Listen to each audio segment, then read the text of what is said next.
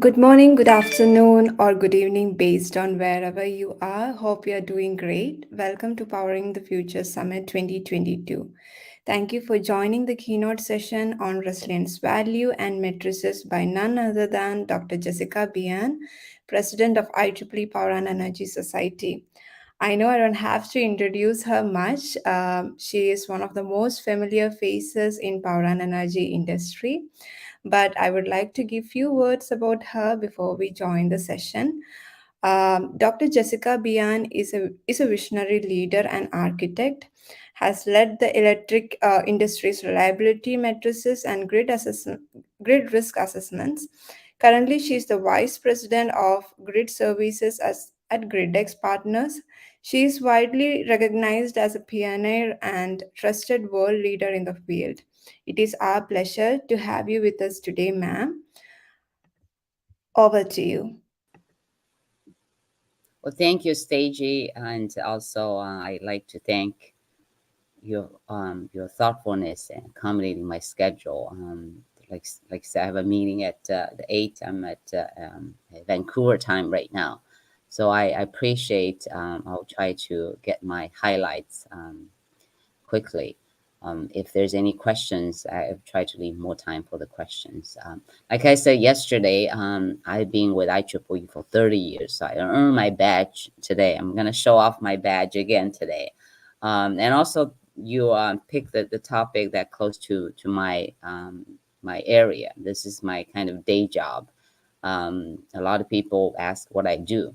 I actually did a lot of work in industry. First, I started with power electronics, which is, I mean, very popular nowadays because we have inverter connects with um, the using the wind and solar connects to the grid. Then I worked on the in a control center, and so reliability has come to the kind of number one priority: safety and reliability.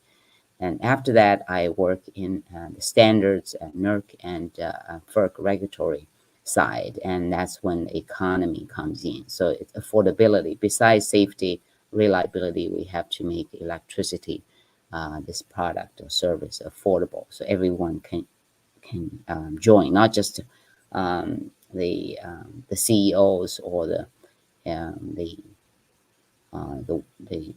we call it stockbrokers, right? They make tens of millions of dollars each year. Not just them, they can enjoy electricity. Everyone can enjoy electricity. That's the promise of the reliability, uh, affordability, and safety. I mean, if you look at the products across the world, the phones, the TVs, and others, and that's not the goal. The goal is how do we make it more consumer oriented. The cost is never being regulated. So Apple can set their own price for the phone, um, but the electricity is heavily regulated by the government. This is almost the universal truth across the globe. So this is not something that we can make and sell to the market. There's wholesale market, but it's very heavily regulated. So today I want to talk about how we measure the reliability, how it's being regulated. So when you think about your next job, when you think about your dissertation or thesis, or should you go to graduate school, or should you go to follow the industry trend, and keep that in mind. That's the nature of electricity. We have three kind of features. The personalities called safety, reliability, and affordability. Okay, with that, I'm going to go to my technical topic. Like I said, this is what my day job is. So can we go to next one, or can I drive here? Okay, thank you.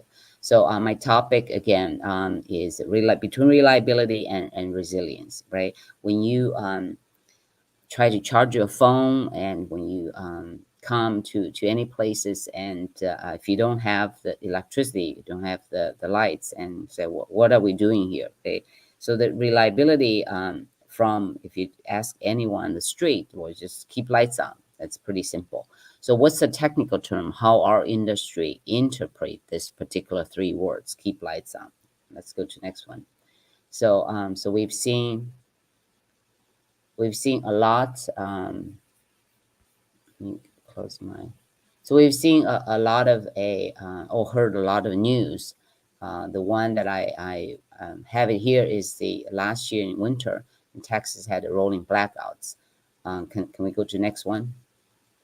And then similarly, in Northeast in 2012, we also had Hurricane Sandy.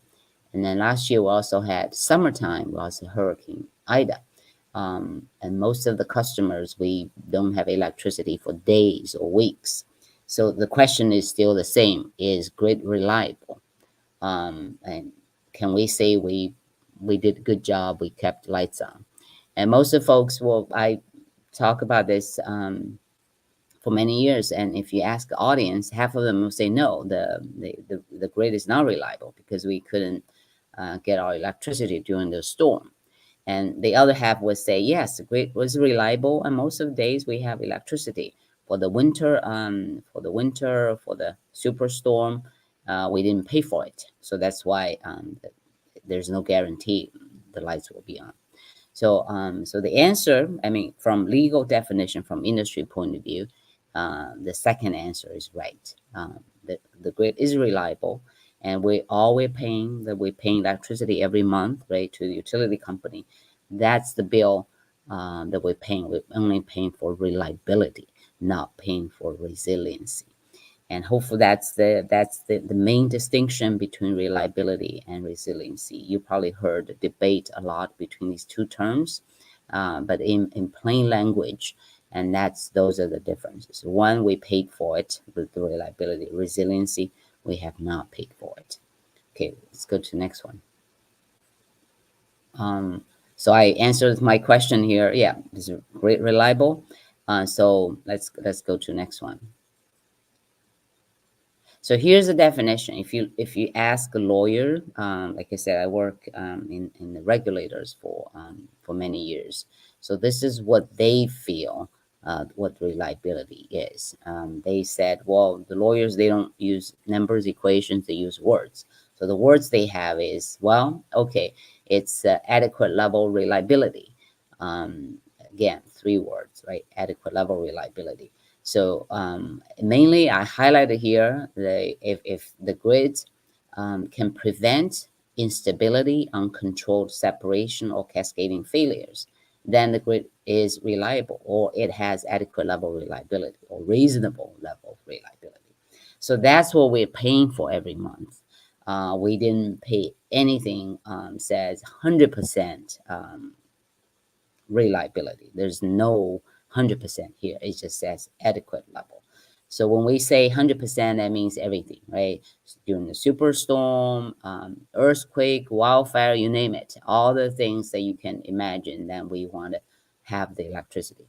But the Congress or your regulators, they didn't say that. They're saying, okay, under circumstances, most of the circumstances, we need to keep the lights on. Or they call it adequate level reliability. Go to next one. So while we're engineers, right, we have to run the operator system, right, and we have to monitor, make sure that all the voltages, frequencies, all the things we learned at school, and they actually we can keep them within a certain level, so that we don't have those three evils called instability, uncontrolled load shed, and cascading outages. So that the most of the time we have lights on. So then, based on the legal definition, the engineers industry converted or translated into 7 technical criteria. And as you can see, we have frequency, we have voltage, and we also have restoration time, have transmission capability, have resources. So those are the 7 that I will talk a little bit, because that's close to our technical field. Okay, but again, all these concepts, numbers, and a link to the legal definition, what the U.S. Congress give it to us. Like I said, every country across the globe, they all have similar definitions. And some places called grade codes, but in the USA we called the mandatory reliability standards, and based on Congress definition. You go to next one.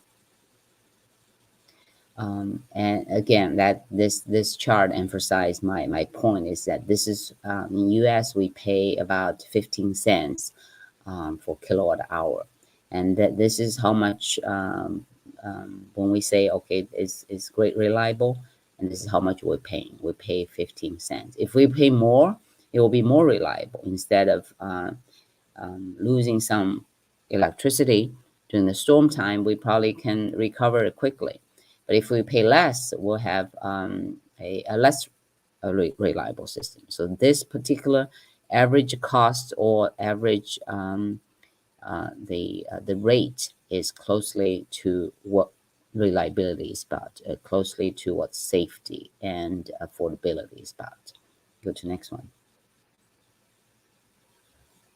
So again, I already explained this is the adequate level reliability, ALR, is commonly defined as system performance measure. So everything from operation to planning, transmission planning, and restoration is around this particular definition. And resiliency, it's right now there's no legal definition, but it's commonly being recognized as kind of everything, including the high impact, low frequency events like super sandy storm, like Texas winter freeze, or wildfire. All these are the events that we don't see a lot, but they have a high impact. Go to next one. Okay, so this now I'm coming to my technical work. It's my contribution to the industry. So so when you go to your doctor's office every year, right? They will measure your heart rate, maybe body mass index (BMI), or temperature, right? Your weight and your cholesterol level. So my contribution to industry is that I work with the stakeholders, particularly the industry experts. We together came up with a set of metrics or vital signs like your body temperature, because when doctor measures these numbers, when you go to the office, the doctor's office, when they measure these numbers, they will say, oh, yeah, pretty good health-wise. You can go back and don't have to do anything. And some of them, they say, oh, you probably needs to do more exercise, right? Eat diet or something, some sort of a caution. So same thing here. So so what my team did is that we came up with these metrics. So the industry used them to measure is reliability going up or down every year, and we also set a benchmarking. What is our baseline? Then they can look at do we need additional standards or investment, or everything is fine, we don't have to do additional investment. So those are the work that I've done that for the last, I would say 10 or 15 years. So the one indicator that I want to highlight today is called severity risk index. It's like our GDP, or it's like a Dow Jones Industrial Average. And using one number, you can pretty much tell is grid reliable or not. So this one just shows that overall we have lots of events happening: generation outage, transmission outage, and then for different reasons: human factors, protection system, equipment failure, or natural disasters. So on the left side, all the high impact and low frequency event will be on the left side. You see they cause huge damage.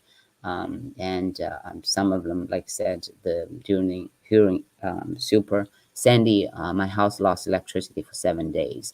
Those events on the left side. The lower impact events will be on the right side, far stretching. For North America, we have more than 25,000 generator outages each year. So every day we have hundreds generator outages, but we still have lights on. And for the transmission outage, we have more than 5,000 transmission outages at 200 kV level. So tons of outages. You don't experience anything, right? Still lights on. Those are the reliability definitions. So the industry have to follow those standards and make sure during the transmission, regular transmission outage or generation outage, the lights still on. So that's what we've been doing for the last 40 years. I mean, last 140 years. But for the events on the left side, we haven't done a lot. And that's what the resilience comes in. Okay, go to next one. So now if we plug data in, right? So we have the index called SRI, and then plug all the data in, and you can see from 2010 to 2015, and that's pretty much what we have. We have probably 10 events at the top, but most of the weather or climate related events. Go to next one. And that's what we expected. And here's the table shows all the index numbers. You can see we had one in 2011 and with a highest SRI. Those are the events that we can prevent because those we have a protection system issues, we have human error issues, and those are not caused by the natural disasters. But the rest of it, you can see on the table, they all caused by the natural disasters. So again, so we have seen more and more because the climate change. There, okay, one or two occasionally we have a blackout caused by the things that we can, the engineering design or the human errors or tree trimming or because the tools are not working. Those are things we can improve, but a lot of them mostly are caused by the natural disasters. Go to next one. Okay, so here's another table and shows the later part of the 5 years, and out of those years, there's no blackout like the legal definition, and those are caused by the natural disasters. The top 10. Go to next one. Here, if you look at the charts on the daily basis, you can see, again, mostly they're caused by the natural disasters. And particularly I highlighted, I circled it, we have some wildfires like what you have seen from California. So those come in more and more for the recent years. Go to next one. Okay, then if you look at overall the natural disaster and look at the dollars, right? Not just look at the number of events. So you can tell the number of events increased and the dollar, the damage that those events caused, the increase as well. So in 1980, we only have 3 events that caused more than $1 billion damage.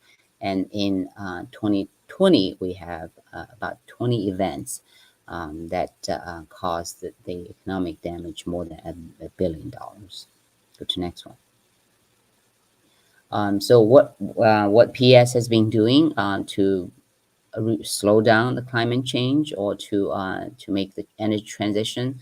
So we, as far as resiliency goes, we actually PS under the ITSLC called Industry Technical Support Leadership Committee. The committee issued a technical report on resiliency.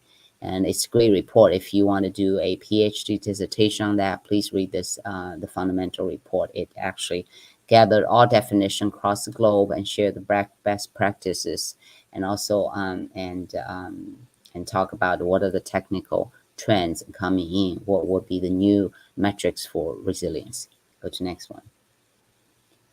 Okay, these are the resource downloads. If you do not know what's the latest hot topic from the technical side, and these are the downloads from PS Resource Center, you can tell the resilience is being on the top of the chart in 2021.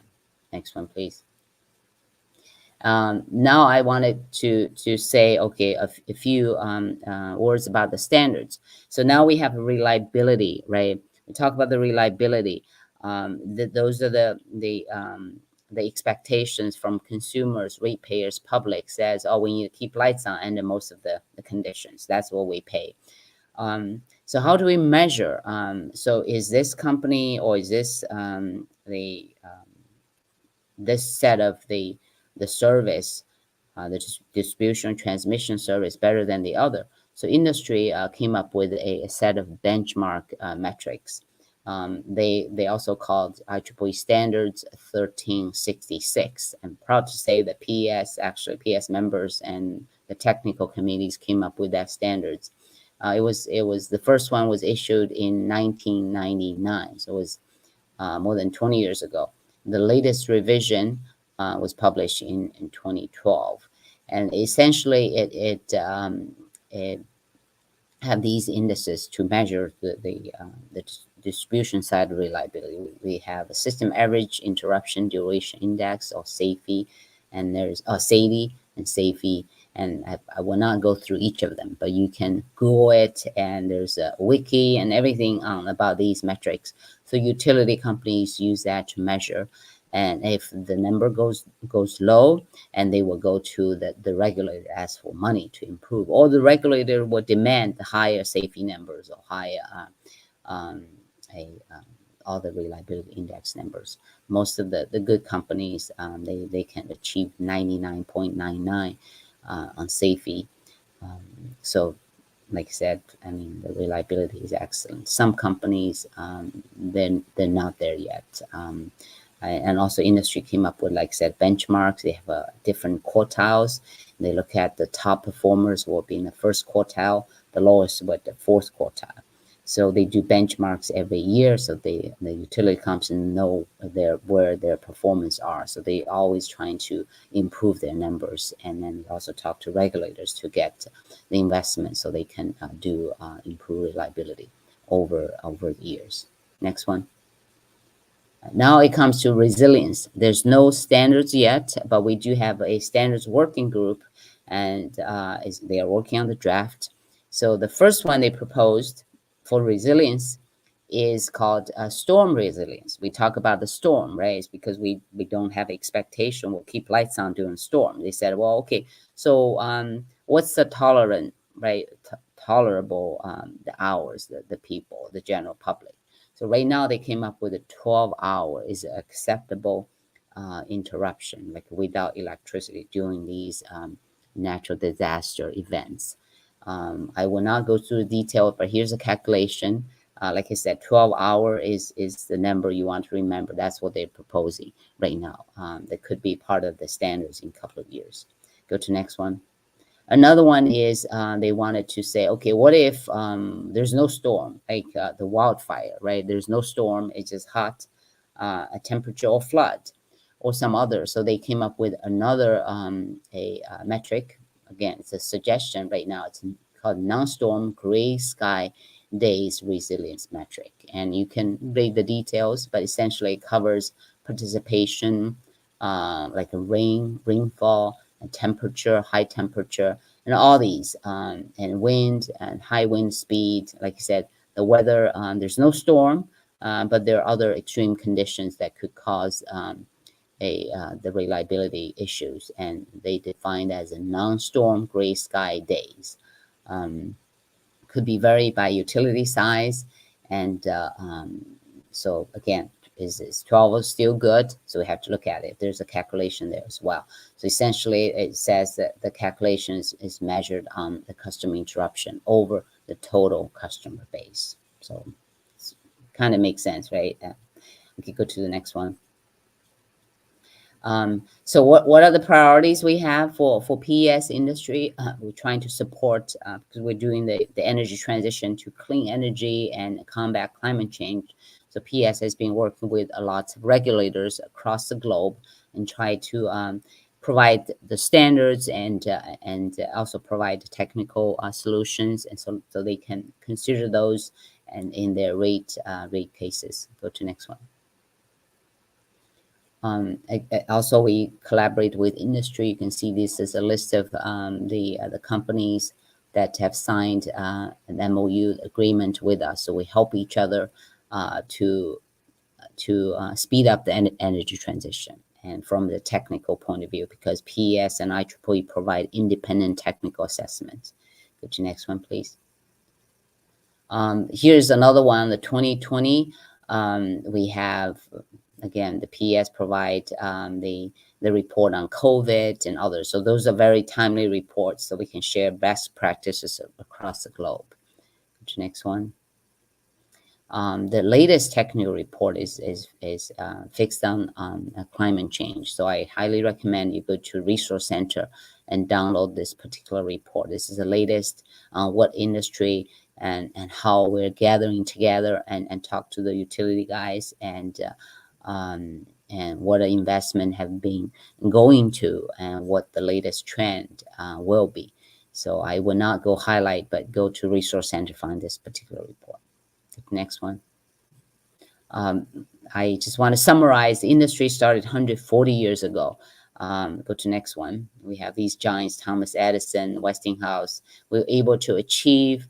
We were able to achieve the three things I said earlier: safe, reliable, affordable. But we have not been able to get the resiliency, carbon-free, autonomous, all this flexibility, nice looking. We don't have that. Because it takes investment, takes money. The rate will go high if we accomplish all that. Go to the next one. Of course, we have great, promise from the green hydrogen and what IEEE and PS. The mission is to provide the technology solution so we can move advanced humanitarian activities. Okay, good. Next one. The PS and creates 45% IEEE standards. So if you want to join the PS and you're interested in technical activities, yeah, please do. I have a PhD student who actually his topic is in the resilience and he's my mentee. So he just joined one of the technical standards working group, so he can get to know and share his ideas and get feedback from the world experts and can shape his dissertation. Go to next one.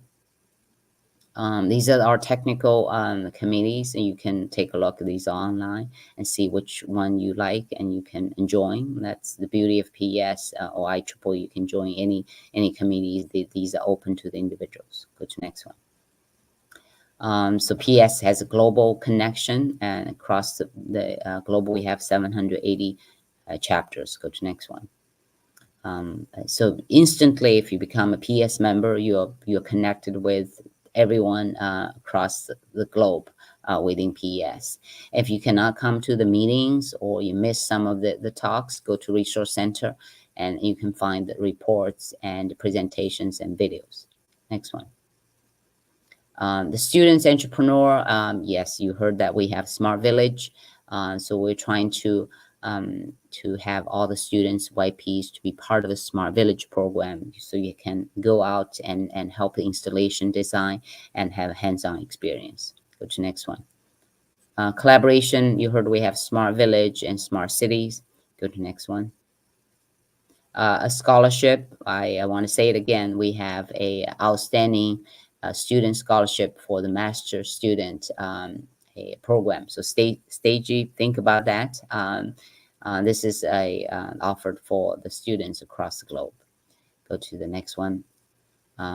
Yes, if you interested in your leadership skill and test it out, the PS has lots of communities like young professional community. That's what Stagey and her team, they actually put this event together.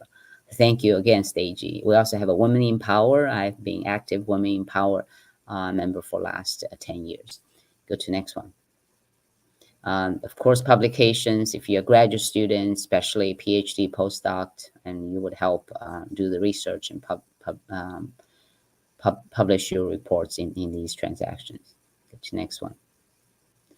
Okay, so this is close to my heart. So if you have not done it, you need to look into this, the mentorship program. It's available on the website. Google it and sign up, so you get a lot of ideas from your mentors and also on technical advice or job, career, and everything. It's a 6 long 6-month long program. So I benefit a lot. I have three mentees right now. Go to the next one. Another one we're working on, this is not available online yet. We're trying to set up a career platform so that we can connect students and YPs with industry, so you can find internships and jobs. Go to next one. Again, we also created two, I mentioned that yesterday, governing board members for YPs and students. One is called climate change, one is called student YP representatives.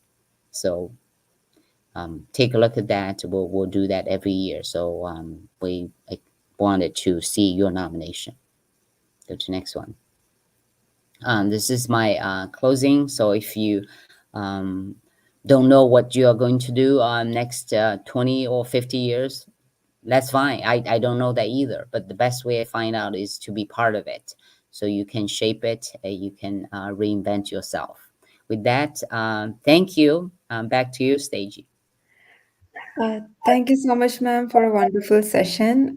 In the comments, I can see few questions, and I would like to ask you that.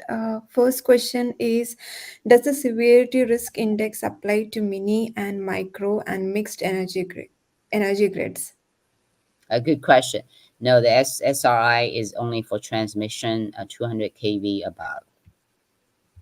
Uh, Thank you so Yeah, much. and if you for the distribution, and the safety and CDI I mentioned, those are the ones for distribution reliability on the feeders, and those are the 100 kV or below. And another good question, and this question brought up actually the regulators in US. They're trying to get all the inverters registered so they can model them and find their impact to reliability. So it was issued. The proposed the regulation was issued actually 2 days ago. Thank you so much, ma'am, for the reply. And we have one more question. I think, yeah, two more questions. The first one is the increase in economic damage done solely due to the increased severity of climate-related disasters? Isn't it also affected by the change in economic activities carried out? Yeah, exactly. So these two are connected. So if we have increased economic activities, we increase the impact to the climate. And if you haven't seen it, there's a great website called Climate Trace. If you see that, you'll see across the globe the real time. Of course, it's based on AI and others. It's not because each country or each region they report their numbers, but the many nonprofit organizations they actually use AI technology and plus the computing. Um, they look at the real-time emission across the globe. So if you go to, it's called Climate Trace, and you'll see the climate. So the more like U.S., some of the big Asia countries, you'll see a lot of you can see their color very dark, and the bubble is very huge. So they have lots of the huge economic activities, and their emission is very high. If you zoom into Africa, because it's kind of a globe, you can tell very clearly, and there's not much activity going on, so the emission is low. So these are tied together. Good question. Thank you, ma'am, for the answer. And we have the last question by Vineet Vijayan. Why is the Storm Index based on the number of interrupted customers? Should it be based on curtail power rather than the count, as nowadays prosumers can be partially supplied via DERs? Yeah, and normally if you look at the distribution index, there are tons, covers most of the three dimensions, right? Number of customers and the duration and the magnitude. The magnitude would be megawatts. And if let's say we have 1,000 megawatts, but it lasts only a couple of hours, maybe that's okay. But if we have 1,000 megawatt lasts for 7 days, like I experienced, that's the issue. And also the frequency. So there are three dimensions. So yes, they're right now they're talking about the percentage. The reason being that is, let's say if you live in New York City, right, the number of customer, it might be a good indicator. But if I live in the rural area, right, the number of customer, it doesn't, the weight, the implication of these numbers will be very different. So normally when the standards comes in, they will cover everything, like I said, magnitude, the duration, and the frequency. So those are the all kinds of dimensions they would really. So if you look at one of my slides with safety and SADI, they cover frequency, duration, magnitude. So this is, eventually they will have everything, but right now, that's what they have is on the percentage. They think it's fair. Like the 12 hours, some of the, like for New York City, 12 hours may be unbearable, but for some other places, maybe 24 hours is okay. So it just depends. So that's why it standards takes a long time, because we need to get consensus, and get the vote before it can be approved and become official standards. So yeah, great question. Yes, we need to consider what you suggested, of course. Yes. Thank you so much, ma'am. Thank you to all the participants for asking the questions. And right now, I would like to move to the vote of thanks. So, a warm and graceful day to all, to our beloved Jessica Bian, our organization team, and all the participants watching us online. It's my privilege to propose a vote of thanks on behalf of IEEE PSYP. I extend a vote of thanks to Dr. Jessica Bian, who spared time from her busiest schedule. Thank you so much, ma'am, for taking this keynote session. I also extend thanks to all PSYP team members and PFS Task Force team for their enormous cooperation and support. Last but not the least, a big thank you to all the participants who made this event memorable for all of us. I would like to request the participants to kindly fill the feedback form given in the chat box. Also, I would like to give you a quick update about tomorrow's sessions. So we have a YP track tomorrow from 2:15 p.m. UTC to 3:15 p.m. So we have a very diverse panel tomorrow, so please do attend. And the next session tomorrow we have is on women in power, and the topic is microgrids and true resiliency in communities. So it is taken by Nirupama Prakash Kumar, one of the IEEE leaders in PES. So yeah, this is all about tomorrow. So again, I would like to thank Dr. Jessica Bian and all other participants. So thank you so much, and see you tomorrow. I know. Thank you.